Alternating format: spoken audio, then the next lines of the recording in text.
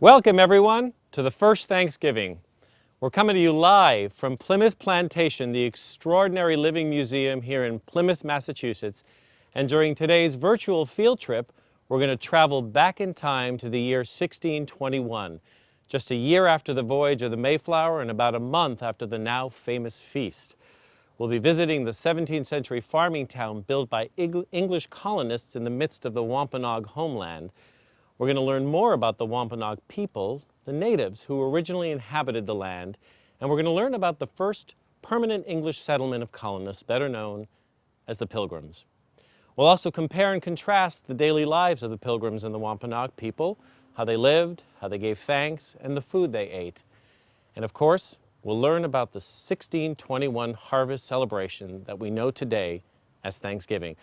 So there's a lot to get to in the next 30 minutes, and here to help guide us through today's virtual field trip is the Director of Education and Public Programs here at Plymouth Plantation, Kim Van Wormer, and the Education Manager, Randy Joseph, who's also a member of the Wampanoag Nation. Oh, welcome. Thank you so much for coming. Oh, welcome. Thank you for letting us visit today. And as our Google Earth map is showing students exactly where we are, which is in Plymouth, Massachusetts, spelled with a Y, and we're at Plymouth Plantation, spelled with an I. And I want to make sure our viewers understand that that isn't a misspelling. No, it's not. We decided for our museum to spell the name of the museum in the way that they spelled it most commonly in the 17th century. In the 17th century, though, there weren't any spelling rules. So people spelled words however they sounded to them. So it sounded like Plymouth, and they spelled it with an I. Yeah.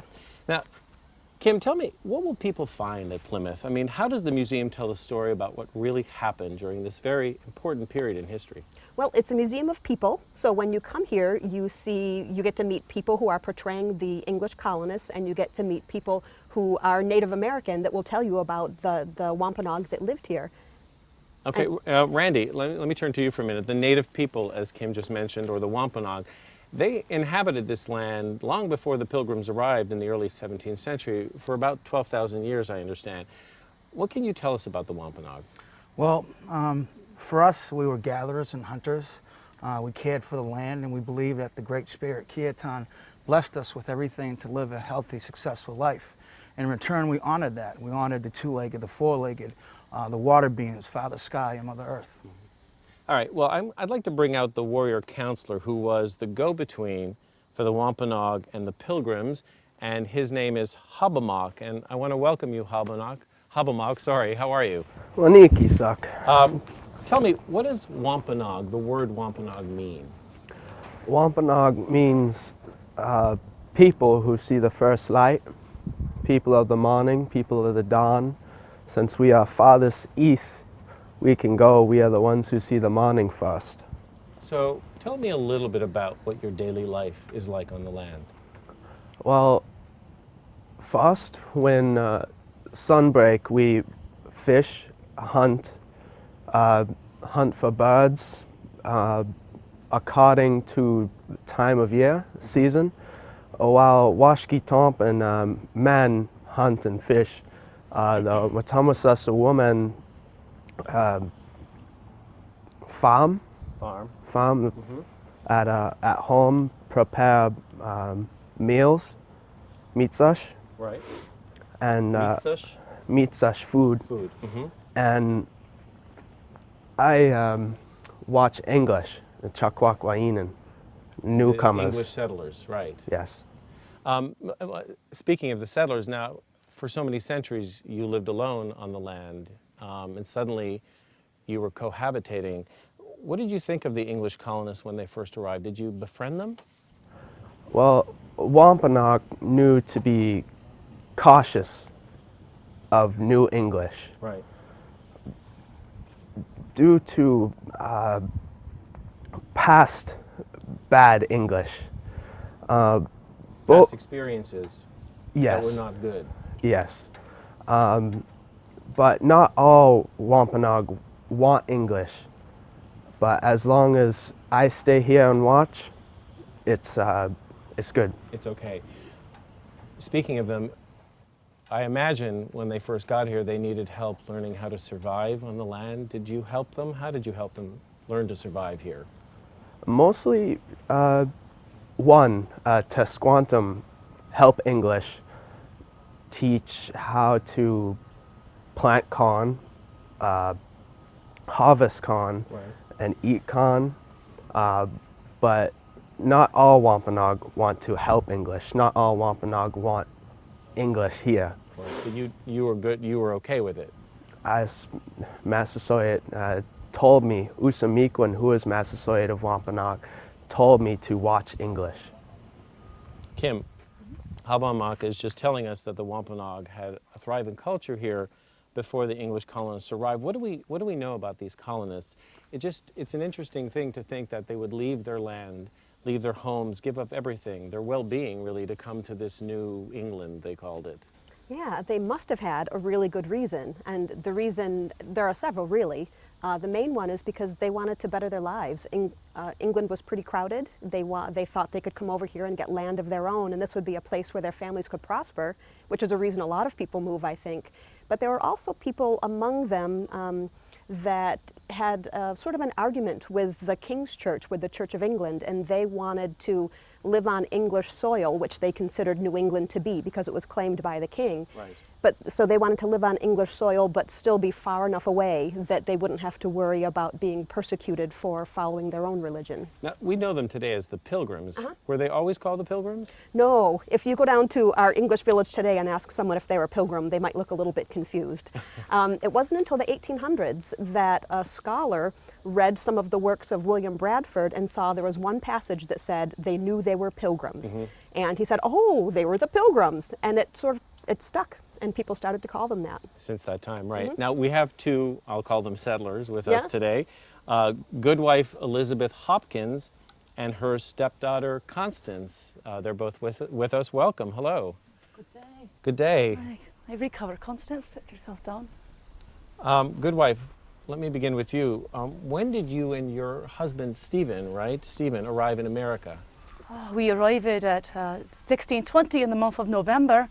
We had been preparing in June, got on the ship in July, sailed and set anchor November the 11th, think I, and did not find Plymouth and begin to build our houses until Christmas Day, the 25th of December. I want to ask you a little bit about the voyage, because I know you gave birth to your son, Oceanus, Aye. at sea, which is, I guess, an appropriate name.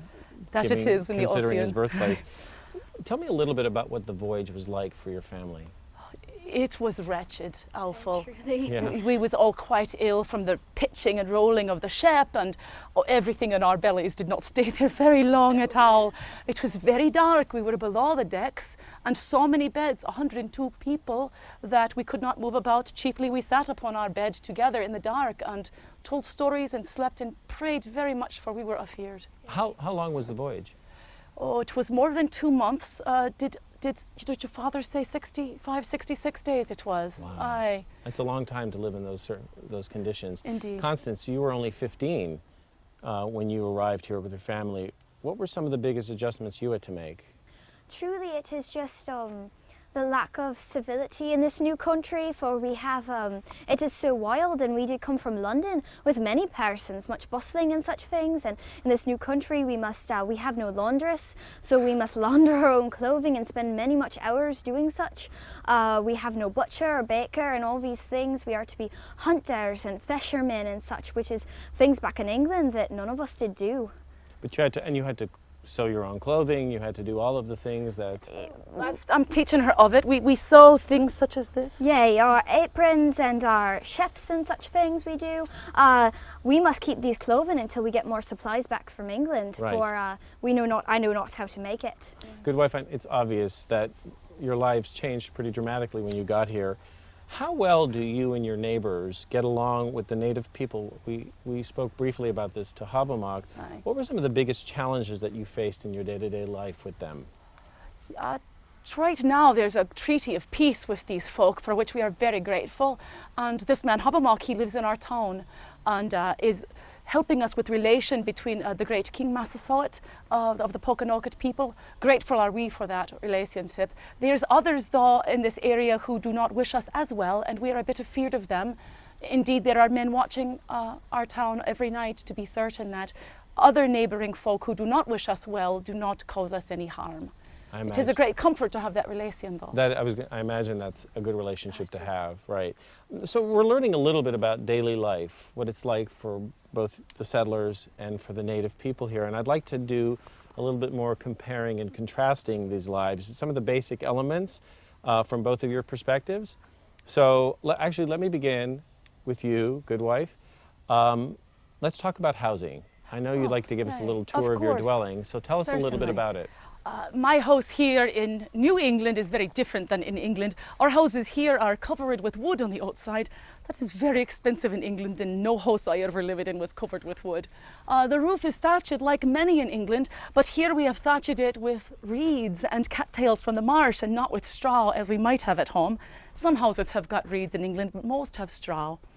The inside here is one room, so you can see in the corner here is a bed which goes to the floor for Constance, and her brother also has a bed to the floor at the night.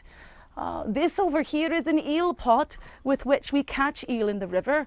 English favourite eel, roasted eel, eel pie. It's excellent good food. And here is the bedstead upon which my husband and I sleep. The children, as I said, take their beds to the floor. On this table is where we eat and we gather. I prepare my foods here, and in this area, this is my kitchen. And so here is the fire where we cook. All of the things that we eat are cooked over our fire. And this is my house in New Plymouth. Quite a simple habitation it is. It is, and it looks very cozy, actually. And Habamak, I know your home, Witu, I think it's called, is very different. Can you describe a little bit of it? Nakis, yes. Wampanoag Wituash is Wami is all tree bark, tree skin, yes. And it's not flat, more round. As piece of door, small door, much small door. A smaller door, right? Nakis, yes. So you have to crawl in, actually. Yes. Right. More clear, open, much warmer. Much warmer, much warmer, I bet. Speaking of warm, it looks kind of warm. I want to talk about clothing right now. Obviously, there's some striking differences, as we can see clearly. I thought maybe you might describe what you're wearing. Certainly. My daughter and I both are wearing a waistcoat and petticoat of wool. That is the warmest thing. Yay. We also wear things of linen, such as Yay. this. My apron, and we do have stockings held with garters, yay, truly. And the coif upon my head, and I have a hat for when it is outside to keep the sun from your face. It is very proper to be wearing a hat also. We've got one undergarment that goes from our neck to our knees, right? So that is, And leather shoeing. of course. Yeah. And leather shoe. And do you wear the hats indoors as well, or only when you're outdoors? No, not usually. Yay. But you always cover your head? Yeah, it is proper. It is more practical when one is working to have Right. one's hair covered. It is not the law, but it is how everyone, such as ourselves, in England there are noble and wealthy people who leave their hairs down or uncovered, but Right. we are not that sort. Okay. Habamak, will you describe what you're wearing, please? Nakis, our headdress Headdress. is, yes, from Penisuak warriors, Wampanoag warriors, and leather, deer attics, deer leather. English Chakwakwainin call stocking, Yeah, just so. stockings, moccasinash made from moose, Moose? Nakis, and all wami, all is deer, And all of that you're wearing around your neck, is this all handmade? Nakis, yes. Yes. Knife, Knife, Chakwak. yes, that is Knife. right. chakwak, ski hunk for winter. Very That warm. looks very warm, actually. I wanted to turn a little bit now to giving thanks. I know everyone, there are many different ways of giving thanks and many different reasons how and why we give thanks. I'm curious about how the colonists and the native people expressed gratitude.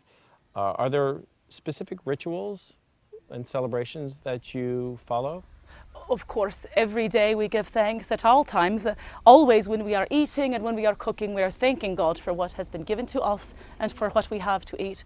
So every time we eat, we pray. We pray through the day to thank God, because anything good that we have is for the goodness of God, Right. for which we must always be grateful and always remember. And Hobomok, are there rituals that you perform to express gratitude?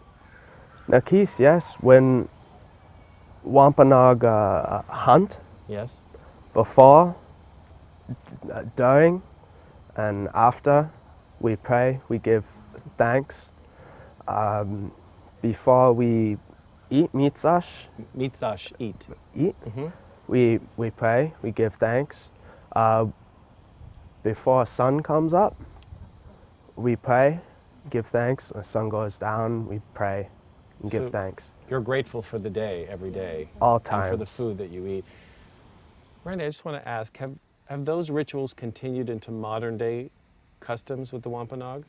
Most definitely, with the Wampanoag Confederacy, nation. The ceremonies throughout the summer and spring. Spring is our New Year, so that's the time that we would have ceremony and give thanks. Also, the first berry that ripens of the year is a strawberry. We have a strawberry Thanksgiving. Part of our harvest, we have a green corn Thanksgiving. And then also the fall, the cranberry is the last berry. And we're well known in New England for cranberries. Right. And so we have a ceremony then, and also for the winter, which we call Nakomo. Because winter time is a time that the snow falls, we call it medicine. And then when it melts, everything's brand new again. And I love hearing that strawberries are the first to harvest and cranberries are the last. That's interesting, and everything in between, right? Speaking of food, though, I wanted to ask you, is food a part of your daily thanking ritual? Well, truly, when as a tone we give thanks, Right. it is a day that we do not eat at all. We fast. Our elder may say, Plymouth, we will give thanks for something wondrous good which has happened, and we will not eat all the day, but pray, because even our hunger will remind us of our thankfulness for what God has given us. And so for us, a day of thanksgiving is a day when we do not eat at all. When you don't eat, which Aye. is very different for us today. Is food a part of a ritual then? Obviously, when you are hunting, it must be. Yes, according to time, we give thanks and we feast. You feast? A lot of the berries, strawberries, cranberries. It's all wami, it's all mitzash. It's Mitzash all food. in the mitzash. Right. Now, I want to turn to the first harvest meal. We've talked about the year 1621 when this occurred, when the Plymouth colonists and the Wampanoag people shared an autumn harvest feast that I think is acknowledged today as one of the first Thanksgivings in the colonies. I know there are a lot of uncertainties around it, but what do we know about what actually happened? Well, we are lucky that we do have a source. Edward Winslow wrote a letter to a friend back in England describing the event. And so he does give us a lot of facts. We know that it lasted 3 days. We know that they had wild fowl, that they went out hunting for fowl.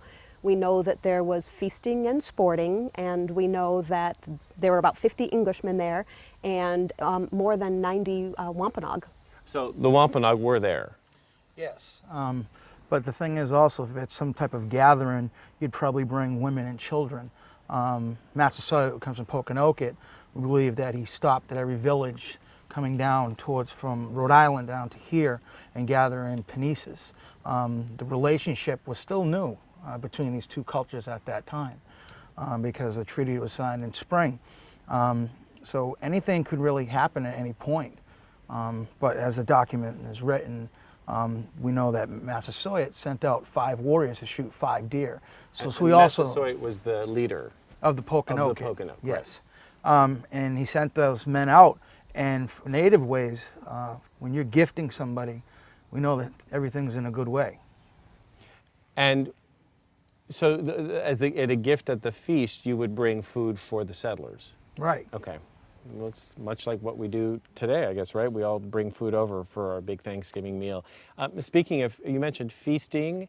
Can can you tell us a little bit, actually Constance, can you maybe tell us a little bit about the food that was eaten at the first harvest meal? Yeah, truly. I did help my mother to prepare the food, and I did help her to prepare the fish that we did have. We roasted the duck father shot that day. He was fowling and he shot down a duck. We roasted that together. Yay, we did have some of the native corn of this country. Yay, we had some of that. And the pumpkin, yes. the pumpkin that is Pumpkin, native, that's a standing dish here. Yes. We eat that all the time this time of year, yeah. Yay. Those were some of the things. Yay, very goodly things. And Hobbamock, what did the Wampanoag contribute to the feast? Us Panisawak, the warriors, Mm-hmm. brought Atakawa, a deer. Deer. Yeah, that's Venison. Right. Venison, excellent, good meat. Yes. Sporting, you mentioned. So I'd love to know what events took place, what sporting events took place.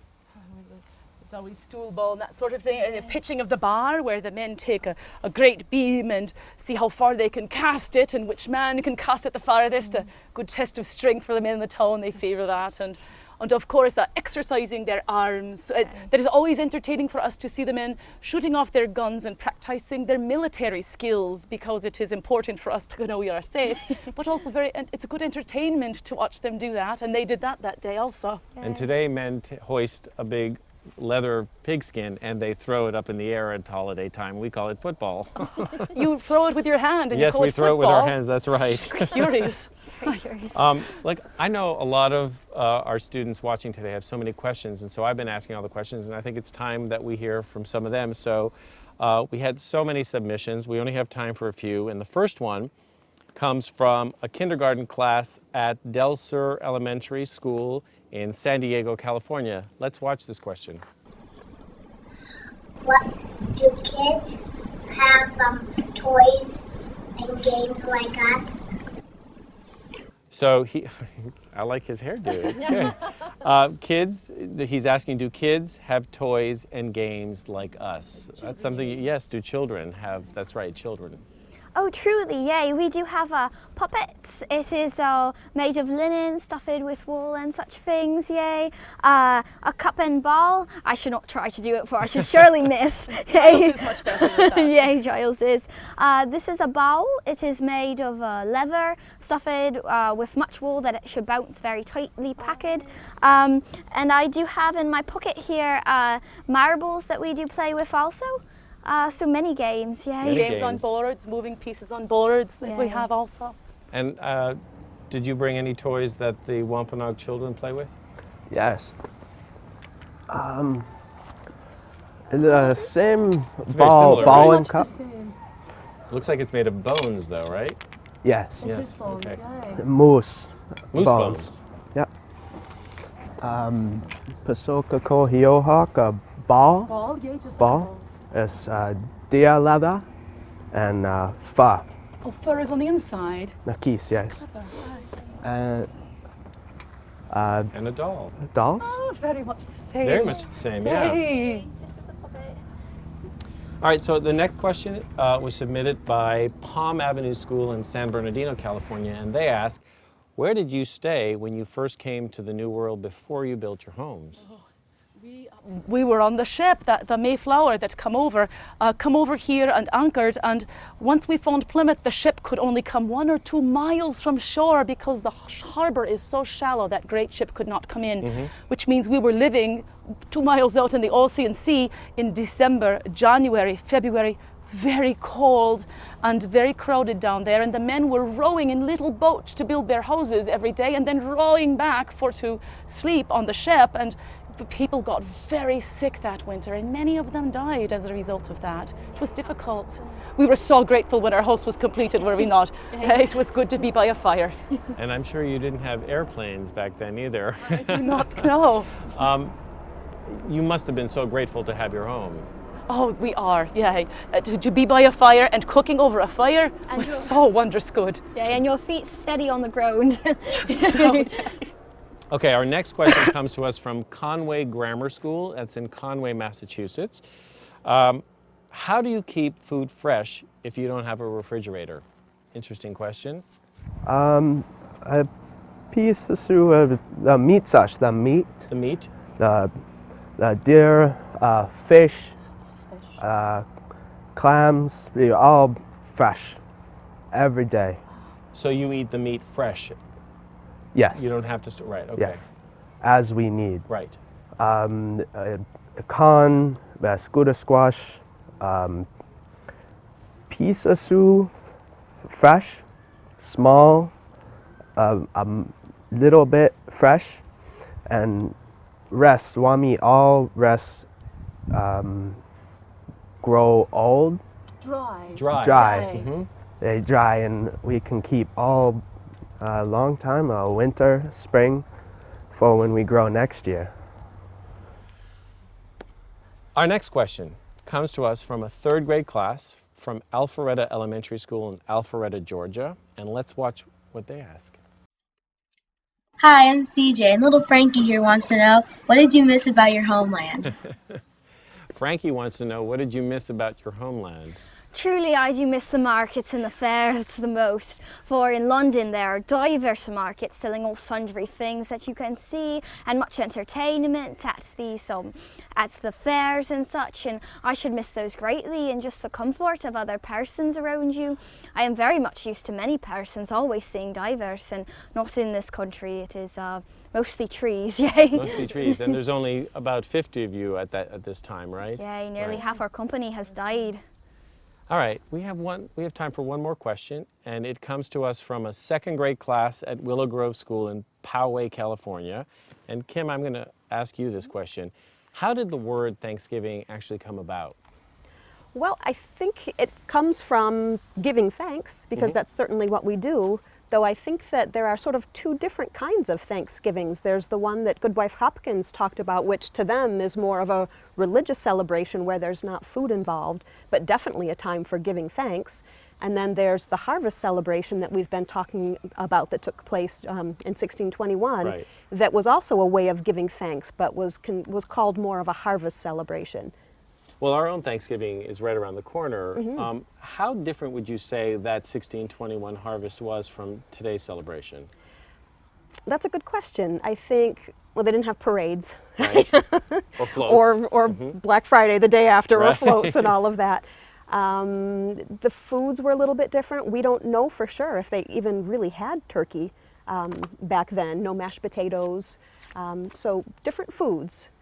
Different foods. And how similar would you say that the celebration might be? What are some of the customs that have been preserved through the years? Well, I think it's for all people that they're giving thanks that day for family, Right. loved ones, joining together to make a meal that is bringing people together. And you don't see uncles and aunts and cousins that much, maybe once or twice a year, and that's the time to sit down and celebrate life. Family. Yeah, I agree with you. I think that's what makes this particular holiday so special. The idea of giving thanks transcends so much, so many our beliefs, our customs. There's truly cross-cultural acceptance in giving thanks, and I think we all make it our own. I was just reflecting when we were talking about food. My own family, I come from an Italian family, and our turkey stuffing is made with provolone cheese and ham and pancetta bacon, Italian bacon. So it's a very different. But I think everyone has their own traditions, right? Speaking of food, I'm getting really hungry talking about it. Oh, Master, terrible bad housewife I am if I do not offer you some food. In truth, we have some turkey pottage, which is partly cooked up of the Indian corn, which we keep dry all the year.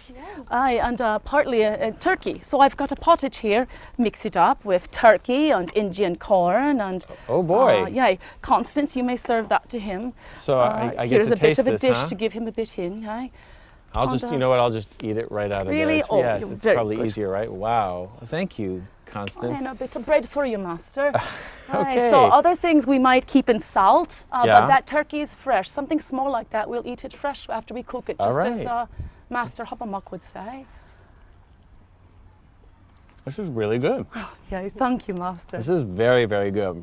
My husband says that turkey pottage is very toothsome. It's very good. Okay. I have to say, I'm so grateful to be here today. I'm so grateful to have gotten to know you all a little bit better, to learn about your customs, the relationships between the two of you. This amazing, amazing museum. If you've not yet visited Plymouth Plantation, I urge you to do it with your families, with your schools. This experience is more than just stepping into a time machine. It's a powerful history lesson, and it's a history lesson come to life. And it's a lesson in understanding how that history informs us today. So from all of us here at Plimoth Plantation, from all of us at Scholastic, we want to wish you a very, very happy Thanksgiving. Thank you for joining us today. Bye, everybody.